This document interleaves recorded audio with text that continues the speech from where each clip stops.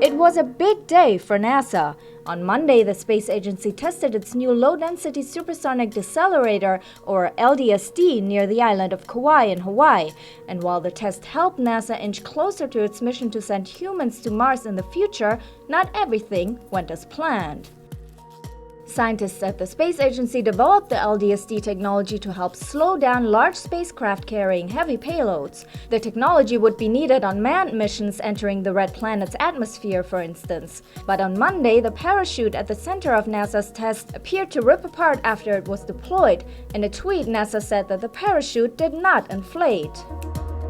It turns out landing large payloads on Mars is extremely difficult. The parachute design used to put the Viking landers on Mars in 1976 and to deliver the Curiosity rover in 2012 wouldn't cut it for a human mission.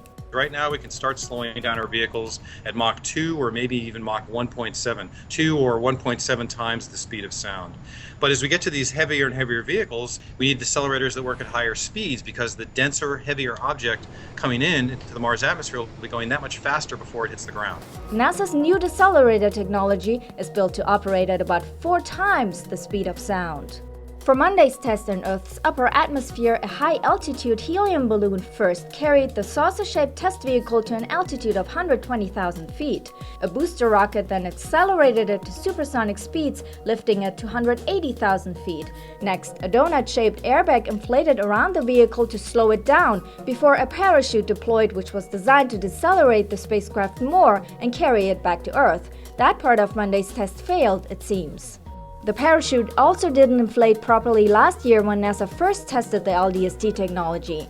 This time, NASA says it used the largest parachute ever tested for use on Mars. Slowing down a spacecraft to land it on Mars is just one of many challenges of a human mission to the red planet that scientists are working on currently. NASA says the first humans could be sent to Mars in the 2030s. And these technologies will allow us to go to 2 to 3 tons landed on Mars, 2 to 3 times what we're able to land right now. And they're the first steps along a longer path to get to human-sized payloads of 15 to 20 tons or maybe even 40 tons. And so there'll be continued technology development to get to the capabilities required to put humans, their habitats, and their return rockets on the surface of Mars.